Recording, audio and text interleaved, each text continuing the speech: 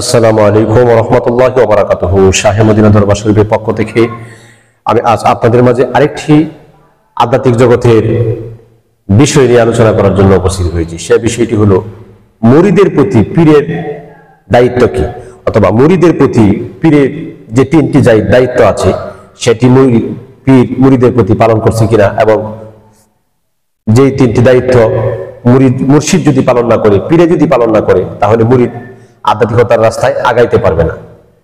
এখন কথা হচ্ছে মুর্শিদ বা পীর মুরিদের এই তিনটি রাস্তা, তিনটি পথ, তিনটি দায়িত্ব পালন করে কিনা মুরিদের হয়ে থাকলে আপনি বুঝতে পারবেন। আসলে এই বিষয়ে আলোচনা করা যাক।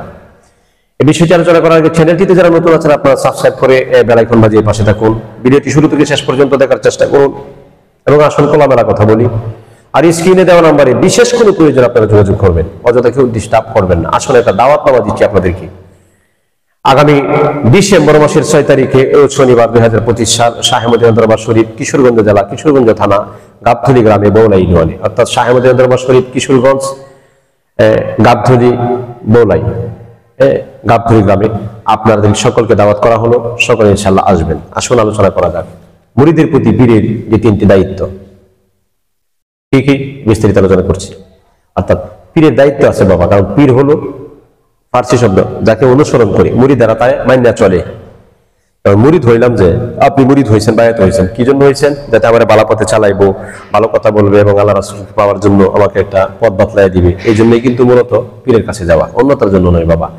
যে এখানে যায় স্বামী স্ত্রী যেভাবে মিলন করতেছে, মহিলাদেরকে যেভাবে মিলন করবে, যেভাবে মন চাই এটাই করবে, মলমূত্র খাওয়াইবো, পেশাব পায়খানা খাওয়াইবে, যারা আর কি পঞ্চরস কয় বা বিভিন্ন সাধারণ নাম দিয়া বন্ডরা, হিন্দু সন্ন্যাসীরা যেগুলি করে থাকে আর কি বাবা।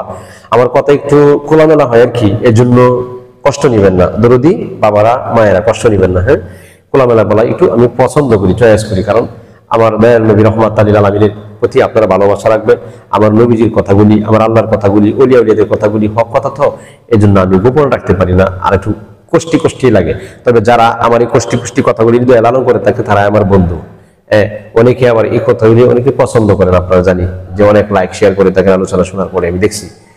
আসলে আমার বাবারা, তাহলে মুরিদ মানে কি? অনুসরণকারী, পীরকে অনুসরণ করবে। এখন মুরিদ হয়েছেন, কিভাবে বুঝবেন যে আপনার পীর আপনাকে আল্লাহ রাসূল পাওয়ার জন্য এই কাজগুলি করতেছে? তিনটি দায়িত্ব যদি আপনার প্রতি পালন করে, তাহলে আপনি বুঝতে পারবেন যে আপনার পীর আপনাকে মহব্বত করছে, এবং দায়িত্ব পালন করলে আপনি আগায় যাবেন। 1 নম্বর হচ্ছে সঠিক পথের সন্ধান দিবে। এটা আমার কথা নয়, ইমাম গাজ্জালী রহমাতুল্লাহ আলাইহি বলেছেন। ইমাম গাজ্জালী রহমাতুল্লাহ আলাইহি বলেছেন মুরিদের প্রতি পীরের তিনটি দায়িত্ব। এর মধ্যে 1 নম্বর হচ্ছে সঠিক পথের সন্ধান দিবে। 2 নম্বর আল্লাহ রাসূলকে পাওয়ার জন্য সাধন ভজনের যে রাস্তাটা, আল্লাহ রাসূলকে পাওয়ার জন্য এই রাস্তাটা জানিয়ে দিবে, বলে দিবে এবং সঠিক কর্ম করাবে।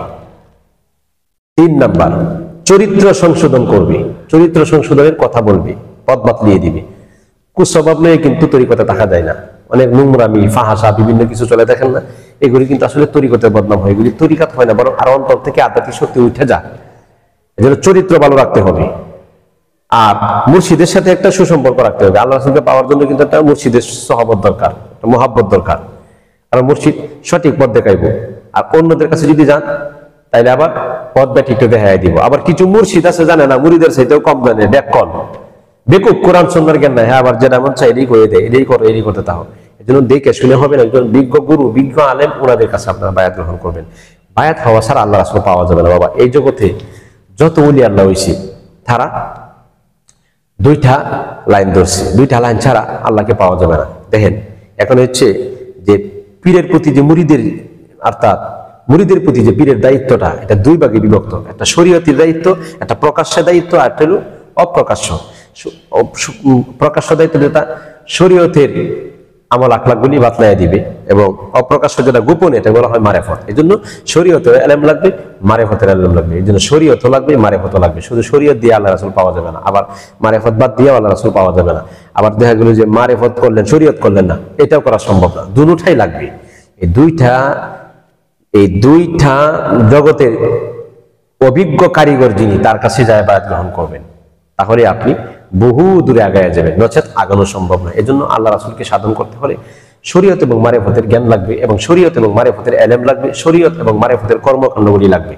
শুধু শরীয়ত দেওয়া হবে না, নফল রোজা, নফল বন্দিগি, ফরজ নামাজ, জিকির আজকার এগুলি দিয়ে শুধু হবে না বাবা। এই জন্য মারেফতের সাধনাও যাইতে হইব, কারণ মুর্শিদ তো সঠিক পথের সন্ধান দানকারী, তিনি সঠিক পথের সন্ধান দিব, এরপরে চরিত্র সংশোধন করাইবো, আল্লাহ রাসূলকে পাওয়ার জন্য সে পথ বাতলাইয়া দিবে।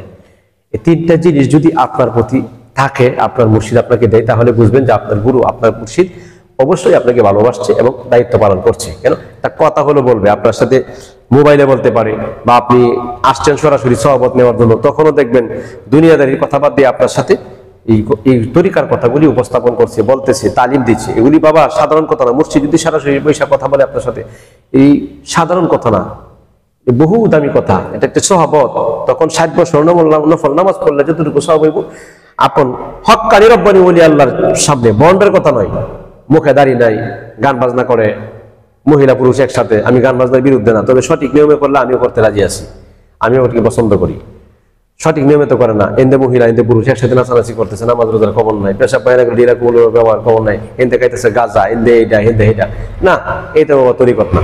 তবে হক্কানি রব্বানি ওলি আল্লাহর সহবতে থাকলে 60 বছর বেরিয়া একটা নামাজ রোজা করলে যত সবের চেয়ে বেশি নিকে আল্লাহ আমল নামায় রেখে দেয়, সুবহানাল্লাহ।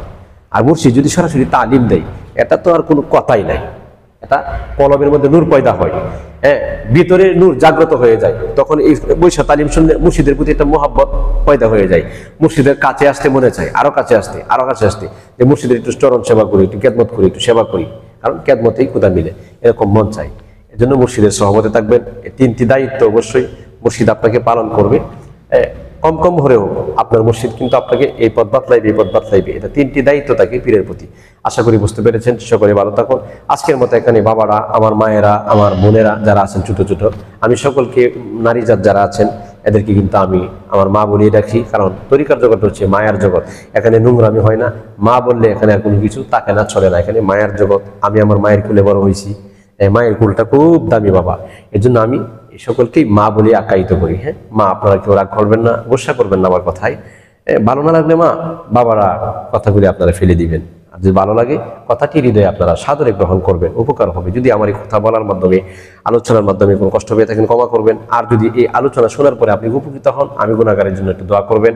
শাহে মদিনা দরবার শরীফ, নয়ে দয়াল নবীজির নামে দরবার, ডিসেম্বরে উরস আসতেছে, আপনারা সকলে আসবেন। সকলের প্রতি আমি আমার নেক দৃষ্টি রেখে এবং সকলের দীর্ঘ সুস্বাস্থ্য কামনা করে আজকের মতো ভিডিওটি এখানে শেষ করছি। সকলে ভালো থাকবেন। ইহকাল পরকালে আমি সাফল্যময় কামনা করে আজকের মতো শেষ করছি। আসসালামু আলাইকুম ওয়া রাহমাতুল্লাহি ওয়া বারাকাতুহু।